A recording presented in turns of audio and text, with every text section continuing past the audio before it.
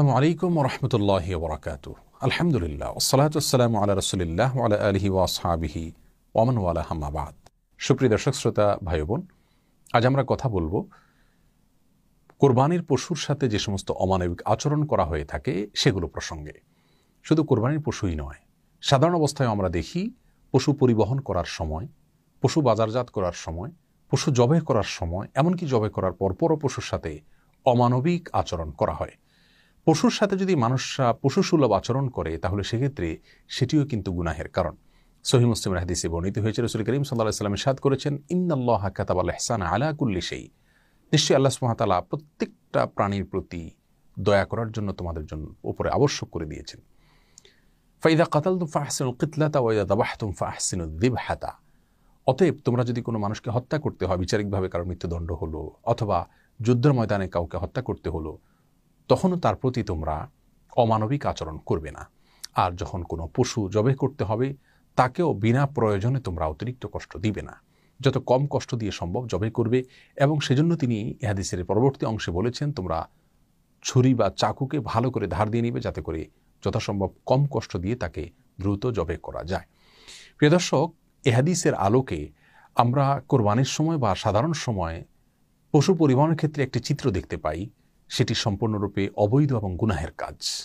আর সেটি হলো, আমরা জানি যে দেশের প্রত্যন্ত অঞ্চল থেকে অনেক সময় 10, 12, 15, 20, 22 ঘন্টা পর্যন্ত কোনো কোনো ক্ষেত্রে পশুকে ট্রাকে দাঁড় করিয়ে রাখা হয় এবং কোনোভাবে যেন বসতে না পারে সেজন্য দুই পায়ের মাঝখানে বাঁশ বেঁধে দেওয়া হয়, যে পশু বসতে গেলে তার কষ্টের কারণ হবে, পশু বসতে গেলে জায়গা বেশি লেগে যাবে অথবা অন্য পশু আঘাতপ্রাপ্ত হবে বা ব্যবসার দিক থেকে ক্ষতি হবে বা ট্রাকে অল্প জায়গায় বেশি পশু উঠানো যাবে।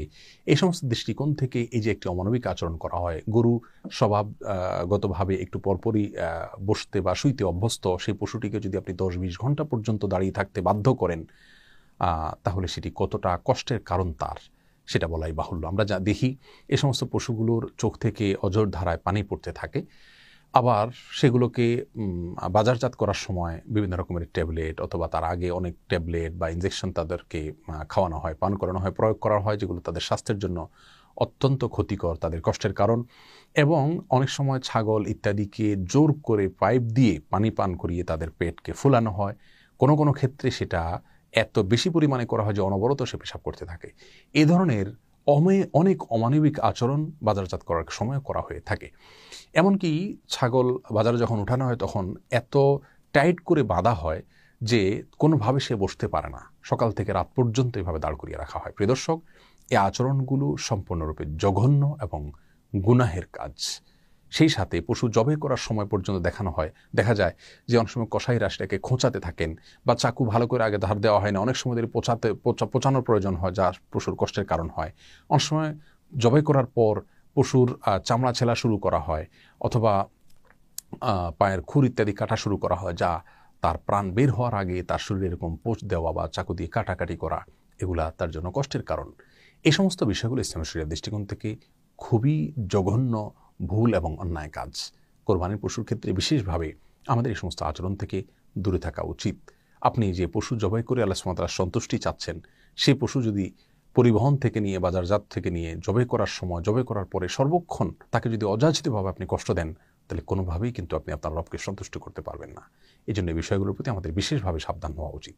আল্লাহ সুবহানাহু ওয়া তাআলা আমাদের সকলকে সব ক্ষেত্রে মানবিক এবং দয়াপরবশ হওয়ার তৌফিক দান করুন। আসসালামু আলাইকুম।